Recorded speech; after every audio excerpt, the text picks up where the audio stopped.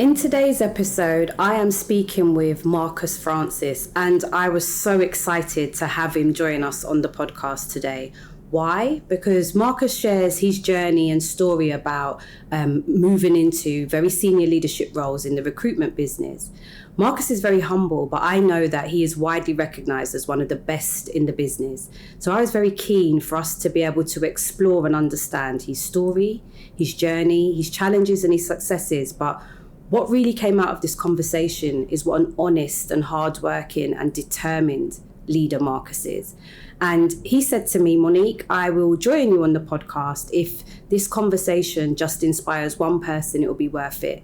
I think after listening and hearing what Marcus shares with us about how to really lead bravely and how that can achieve immense success for you and your teams, I think you'll agree that this conversation will inspire many.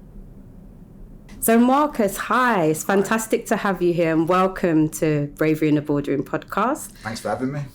I just want to jump into it, and it would be great to tell us a bit about you and about your current role. Cool. So my name's Marcus Francis. I have been in recruitment for over 20 years.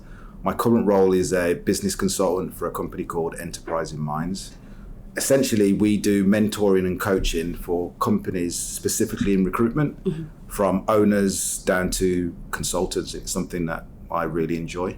Okay, thank you. So, and in that, I'm going to dig into, okay, that's a great role to have, but there's more to the story about why we've invited you on today. Yeah. But before I jump into that, it'd be great to know a bit about your leadership style. So, question I ask a lot of our guests is, how would you describe your leadership style in 3 words? In 3 words, I'd say honest, hardworking, and challenging. Okay. I like to challenge the people that I work for and also the people that work for me to try and get the best out of them. Okay, I love that. I like that. So, like I said, telling us a bit more about you and a bit more about your journey, because that 20 years in recruitment, I know there's a lot in there. So can we unpack it a little bit? Yeah, I'll start from the very beginning before I was even born. My parents are part of the Windrush generation. So my dad's from Jamaica, my mum's from St. Kitts, and they came over to England in the late 50s, early 60s.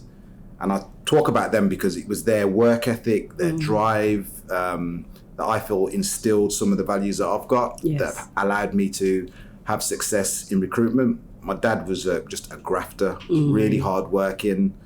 In all my years, never saw my dad out of work. So I suppose the mentality that I saw, that if you work hard, you can, get relative success. Yeah. And my mum was the stay-at-home mum, which gave us the foundation as a family to, when you come home from school, your dinner's there, you're coming into a kind of a loving environment. So that for me was important. In regards to my journey in recruitment, some of the skills you need are resilience, the hard work, and that kind of driven mentality, which I saw in my household growing up. Okay, so how did you get into recruitment? What opened the door for you? Well, it took a long time. It was over a year I was trying to get into recruitment and had a number of interviews and just kept on getting no. The feedback I'd get would be too laid back, don't think I've got the right kind of skills, don't think I'd fit in culturally within the organisation. So it was very frustrating, but I fortunately went for an interview and I knew somebody at the company. And when I went for the interview, I saw them and I made sure they were aware that I knew that person. Yes. And apparently after I had the interview, they went and spoke to her and she gave them, a good recommendation for myself, and I was given the opportunity. But I hear there about that perseverance to keep applying. Yeah. And then having that connection there, which opened the door for you. So the door's open, you've stepped in. What happens? So I think recruitment was the first time in my life where I've done something and I was really, really good at it. I'd always been okay. Went to a grammar school, so I was fairly intelligent. Didn't do so well in the grades in regards to academia, but I knew I had that intelligence there. But other jobs I did okay. But recruitment was the first thing that I did that I was seen as one of the top performers. So my first 3 months in the job was just basically learning how to do the role, understanding what I needed to do. Then from that point in time, I then became more skilled, and probably within 9-10 months of the job, I was one of the top performers in the office. Okay. So it was just a weird feeling that suddenly people are asking for my advice, people want to see what I'm doing, people understand why I'm getting success. And recruitment's a very sales orientated environment, so suddenly the directors are wanting to speak to me, asking me to be involved in doing interviews, talking to other new starters about my successes. So it was not being someone that had been used to having success in something. It was a nice feeling and very motivational to be seen as somebody that's really good at something. So tell us about, because I know from before we pressed record and from what others have told me about you, I know you're quite humble and you don't like the limelight. So I'm going to probe a little bit today in terms of, tell me about the pinnacle of your career. So where did you get to, to get to at the top of your career in recruitment? So I got to a senior partner, which essentially was a regional director. Within the role, was at the peak was around 300 people reporting into me. I think it was like 3 directors reporting into me as well. So it was a big responsibility. Yeah, a very big responsibility. I mean, the turnover would have been something like 90 million or something like that in the region that I covered. So it was a big responsibility, but something that I really, really enjoyed. And it's a challenging position, but something that I got a lot out of. So what helped to get you there? Because you know that a lot of our listeners want to hear from people like yourself who have progressed really well in their careers. But also I think there's something, what we know about braving the board and stayed true to themselves as well, and who were in the minority. So tell me a little bit about what helped you to get to that regional director role. I think it's having a good team internally with the people that you're working with, but also externally. Like for me, I've been with my wife for 30 years. I've got a lot of good friends that I've been friends for 30 years as well. So when you're doing well, sometimes you can get caught up in that moment. So it's good to have people that know you, that ground you, and you're able to, when you finish work, just be yourself. From a work perspective, it's trying to believe in yourself more for me. That was my challenge, is that, as I said, I wasn't the person that had always had success. So being in a situation where suddenly I'm being successful, it's difficult sometimes to deal with. And like, is this going to last? Am I someone that's just lucky, or am I someone that's got, something different, or some ability that's able to develop and progress? So from a work perspective, I think the things that allowed me to be successful was being true to myself, being hardworking, and being, as I said before, being honest, like building relationships with people. And I think people would say that I was a trustworthy person, so they wanted to work for me and with me. So I wasn't a boss that would see myself as being better than somebody else. I felt that I was someone that was relatable, that you could get on with, and someone that you could trust.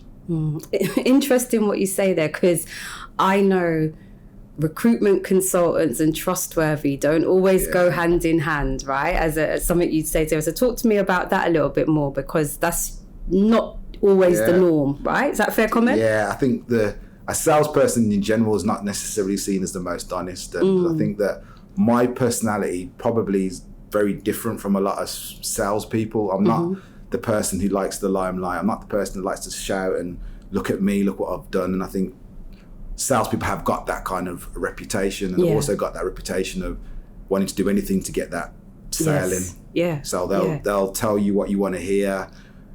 Whereas I worked hard, and I would, suppose, push the boundaries, but I was very ethical, and that was really important to me, that the things that I did was done in the right way. Yeah. Okay. Thank you for sharing that. So coming to the challenges. So success, this is what helped you to get there. Importance of having a good team, the importance of being yourself and being true and trustworthy. Did you face any challenges in your journey and your progress? Yeah, I think being a senior leader and trying to be a dad was a really difficult challenge, because you want to be home, seeing your kids grow up, but when you're in a senior position, and the remit of the role that I did was covering Bristol, Leeds, Manchester, Scotland, Ireland. So it was quite a big area with a lot of travel. So the challenges I faced was, being home, trying to be home to spend some time with my family, but also wanting to be as successful in the position that I was in. So trying to balance the two was always difficult. And what about from the perspective of, I know, again, from some of our conversation, that I know it's important to you about giving back and kind of sharing what you know, and particularly with people who are from diverse backgrounds, or Black people, ethnically diverse people. So from that perspective of being the only one in some of those spaces, did that happen for you? And if it did, how did you cope with that? I was fortunate that my CEO was Black. So that's a rarity in itself. Very much so. So that was very motivational, someone I could look up to. So that I think for me, being in that environment, it meant that if there was another person that was Black within my organisation, I tried to make an effort to kind of introduce myself, talk to them, understand a bit about them, and tell them about who I am, my journey, so that hopefully they could see that I'm just a normal person, and they could lean on me or speak to me if they had any areas or concerns or things are going well, or anything, just being someone that you could use as a sounding board.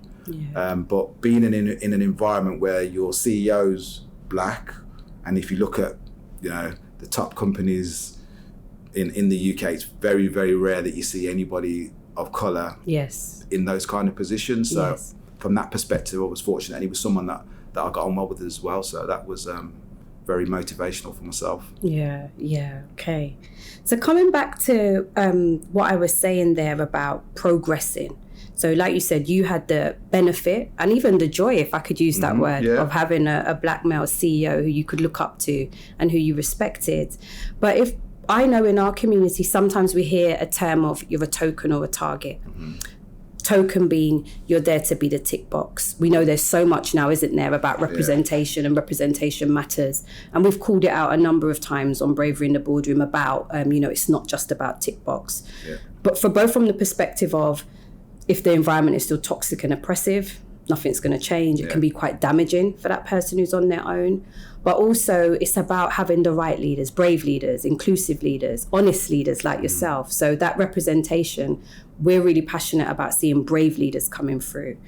The bit about being the target. So you said that what's kept you grounded is your family, your wife, friends from a long time ago. I also know sometimes people find that difficult, and that terminology of being the target is if you are the only one, if you're the only one who stepped out, you're different. Who do you think you are? You've forgotten us. You think you're big. Tell me what your views are on that.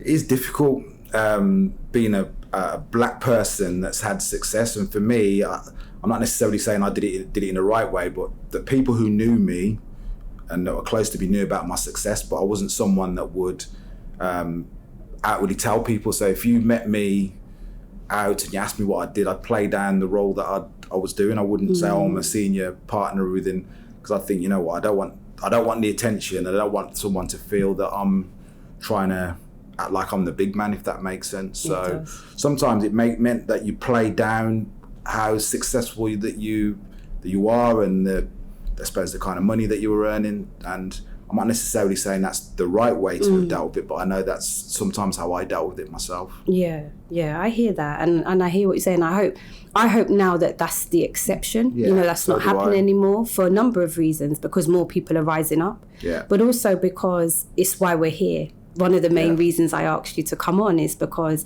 I think it's important for people from diverse backgrounds, whatever that diversity is, to be able to hear from people who are in the minority, who look or sound like them, to hear their journey and to see that actually there are people who look like me, who have my background too, who get where I'm coming from, and they have been successful. It is possible. So sometimes I feel disheartened when I understand why. People will play it down sometimes, I get it. But I also feel disheartened because there's an opportunity for us to learn, isn't it, from each other and to grow. So I hope we see more of that. Just picking up on it, because you spoke about you became a regional director, you've had success. I've prized that out of you a little bit. I also know, though, because I've done a bit of homework, that you're absolutely recognised as one of the best in your field, okay? So how are you using your power and influence to support diverse talent? I think for me, it's been giving opportunity for people that are in my circle and people that they know to have access to me. So a lot of the time it's talking to people, telling them about my journey, also giving people advice. For whatever reason, people seem to come to me for, this is a situation or challenge that I'm having at work, or I'm going for this promotion, or I'm looking at this opportunity, and they want to have my advice, expertise on how they navigate in those situations. So it's more on an individual basis. Previously, I was part of a mentoring group that specifically worked with black men between the age of 18 and 25. So we'd go to colleges, go to prisons, and talk to young men and talk about our journey and our experiences. But I'm being honest, I haven't done that as much as I used to.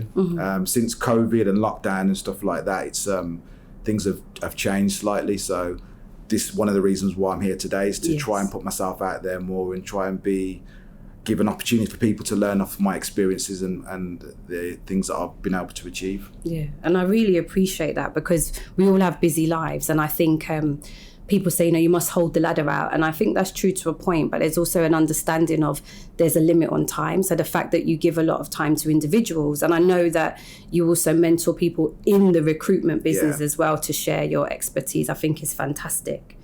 So let me come to the question about teams, because you said at one time you had 300 people that you were responsible for. What difference does it make, in your opinion, to have diverse teams? It's massive. I think that if you recruit the same people, you're going to get the same perspective, same ideas, same viewpoint, same experiences. Whereas if you have a diverse group of people, they're going to all come from different backgrounds, different ideas. They're going to see things slightly different. So to have a diverse workforce and diverse boardroom, for me, is important to have continued success, because you'll constantly get challenged and people will look at things from a different viewpoint, which you wouldn't necessarily see if you had the same people all the time. Yeah, I hear that. So what advice would you want to give to aspiring executives or business owners wanting to progress further as you have? What would be, if I said to you, what would be the top 3 points you'd give as advice? I think finding out what your why is. What's the thing that gets you up in the morning? Why you're doing it? What's your motivation? What's your drive?